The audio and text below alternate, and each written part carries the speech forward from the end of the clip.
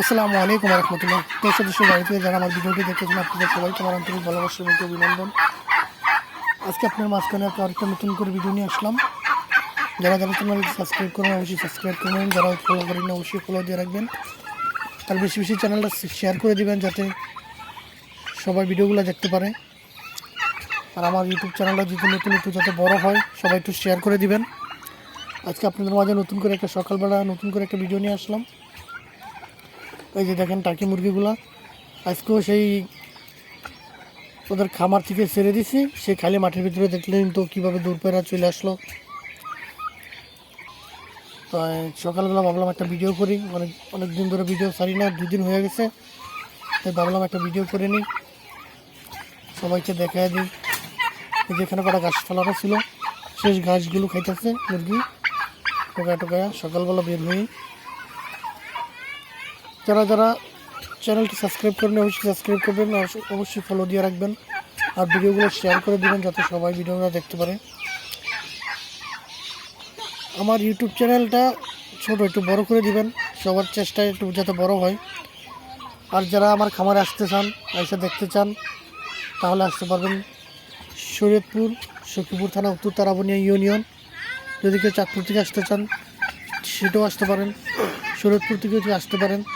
আর যদি কারো টার্কি মুরগির বাচ্চার প্রয়োজন হয় তাহলে স্ক্রিনে দেওয়া নাম্বারে যোগাযোগ করবেন, টার্কি বাচ্চা দেওয়া হবে। আপনারা যে কোনো সময় ফোন দিয়ে আসবেন, ঠিকানা বলে দেওয়া হবে। আর আপনারা যদি আসতে চান তাহলে আসতে পারেন, কোনো সমস্যা নেই, এসে দেখে তারপর বাচ্চা নিতে পারেন। আর আমার মুরগিগুলো দেখেন আলহামদুলিল্লাহ এখনও সুস্থ আছে, শীতকাল চলে গেছে, আর বেশি দিন নাই শীতকাল। এই যে এটা আমার বেড়া টার্কি, এই যে আমার মুরগিগুলো আলহামদুলিল্লাহ, টার্কিগুলো কোনো অসুস্থতা এখনও হয়নি, আমি পালতাছি আলহামদুলিল্লাহ, সবগুলো মুরগি এখনও সুস্থ আছে, কোনো অসুস্থ হয়নি। যদি কেউ যদি চান যে আপনার আমার মতন কেউ যদি চান যে কটা নিয়ে ছোট্ট একটা খামার দিবেন তাও দিতে পারেন,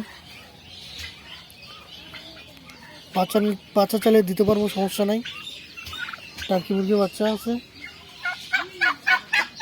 আর আমার এখানে আসার ঠিকানা হচ্ছে গিয়ে সখীপুর থানা, উত্তর তারাবনিয়া ইউনিয়ন, এটা শরীয়তপুরের ভিতর পড়ছে।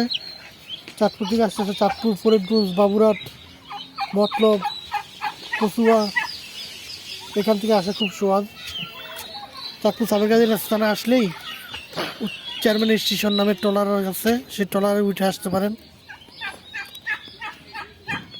আবার এখান থেকে আপনি শরীয়তপুর, জাজিরা, বাবুরহাট, তারপর আপনি লিগিয়া ফরিদপুর, মাদারীপুর, এখান দিয়েও আসতে পারেন। সিঞ্জির পথ, সিঞ্জি দিয়ে আসতে পারেন। তারপরে এখানে কাছে মতলব, গরিশা, তারপরে আপনি লিগিয়া চাকদর, ডিমখালি, বেদরগঞ্জ, এখান থেকে যদি কেউ আসতে চান সেটাও সিঞ্জি এবং অটোর পথ আছে, আসতে পারেন। অল টাইম অটো পাওয়া যায়, অল টাইম, যে কোনো সময়, সকালে আসলে বিকালে যেতে পারবেন, বিকালে আসলে সন্ধ্যার সময় যেতে পারবেন, যে কোনো সময় অল টাইম গাড়ি পাওয়া যায় এখানে, যে কোনো সময় গাড়ি পাওয়া যায়। চাঁদপুর থেকে আসবেন সেই কোনো সময়, প্রত্যেক ঘন্টা ট্রলার আছে, ট্রলার আছে চাঁদপুর থেকে আসতে হলে, সেখান থেকেও যেতে পারবেন, আসতে পারবেন, প্রত্যেক একদিনই আসতে পারবেন, একদিনই যেতে পারবেন। ঢাকা থেকে আসতে পারবেন লঞ্চে।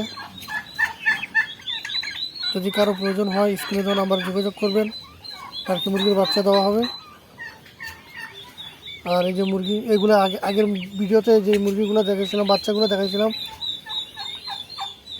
দেখেন সেই মুরগিগুলা, যেটা বলছিলাম আগের মুরগিতে যে বাচ্চাগুলো দেখেছিলাম, সেই 3টা বাচ্চা আমার কাছে আছে সাদা।